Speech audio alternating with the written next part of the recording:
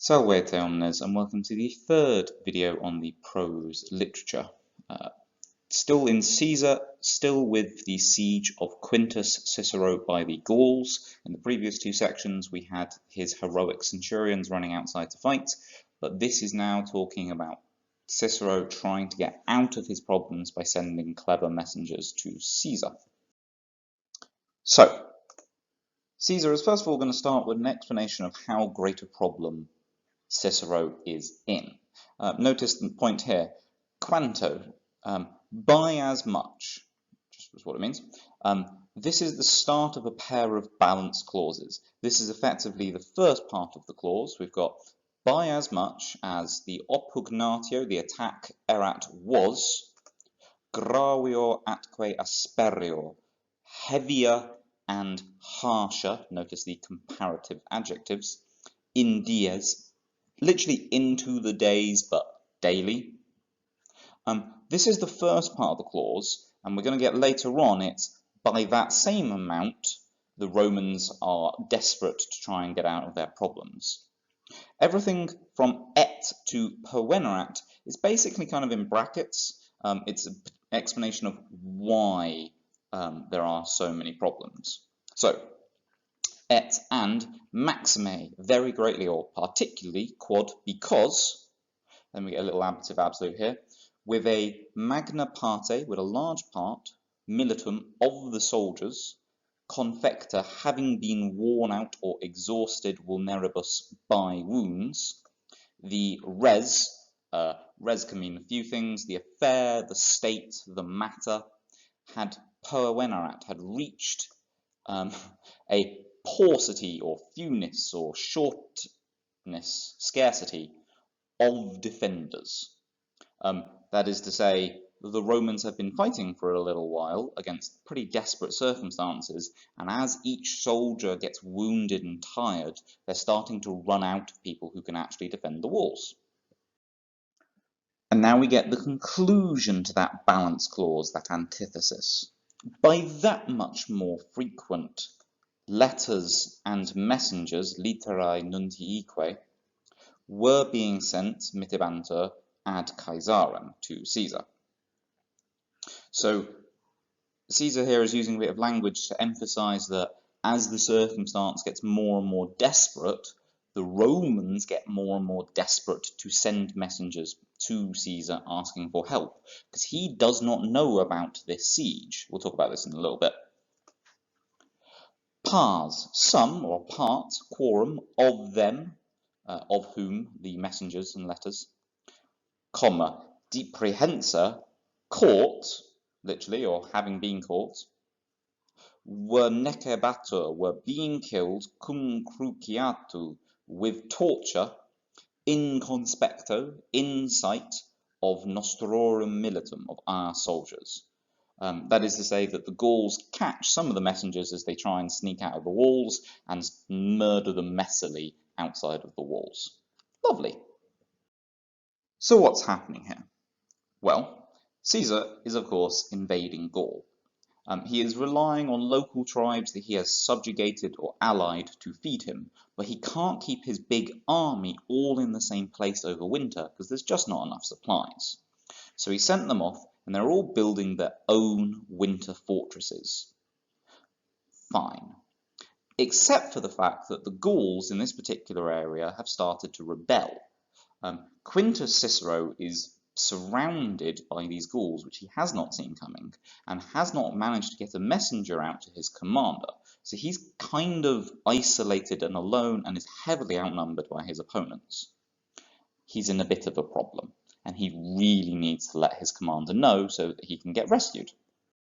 So, to continue. Erat intus, there was inside, brackets the camp, unus nervius, one Nervian, nomine Vertico, named Vertico. Natus, born in a, what looks like honest place, literally honesto loco is going to be in a noble rank. Qui, who, a prima obsidione, I've translated here as at the beginning of the siege, literally means from the first siege, but implies very much that from the start. Perfugerat had fled ad Ciceronem to Cicero, praestiterat and had proved or showed suamque fidem his loyalty to him, i.e. Cicero. Hic, this man persuaded a servo, a slave or his slave, with the spe, the hope of liberty, libertatis, and magnis primis, great rewards, ut, so that he might, or to deferat, take literas, a letter, ad Caesarem, to Caesar. Not a particularly uncommon thing, this, to have a Gaulish or Gallic noble siding with the Romans. The Romans famously worked by divide and conquer, divide et impera. So they would often try to ally with nobles or entire tribes if they could get away with it, and this would then massively help them fighting against the ones who didn't like being conquered. We are at this stage of the war in the north of Gaul. The Belgae, a loose regional gathering of ethnically related tribes, have risen up in revolt against the Romans. They were defeated in battle in 57 BC, but in 54 BC, they see that the Romans are scattered across the country in winter, and they are relatively low on supplies, and so they think they can have a good go at it. They actually managed to crush a different camp of Romans before moving to Cicero's. Vertigo is one of these Nervians, but he decides not to join his tribesmen because he personally sees the advantages to sticking with the Romans. Ille, that, brackets, slave, effort, bore or carried out, has, these things, literally, but literae in the plural refers to messages or letters, not the individual letters with which one might write. So this slave bore these things, or this letter, in ligatast, fastened in jaculo. I've translated this as inside a javelin. You may elsewhere see it onto a javelin, but I don't really understand how that would work. So inside a javelin. And a Gallus, a Gaul, versatus, having moved, inter Gallos, among the Gauls, sine ulla suspicione, without any suspicion, pervenet ad Caesarem, reached Caesar. Ab eo, from him, i.e. the slave, brackets, news, de periculis, about the dangers of Ciceronis and his legionisque, and his legion, cognoscitur, became known.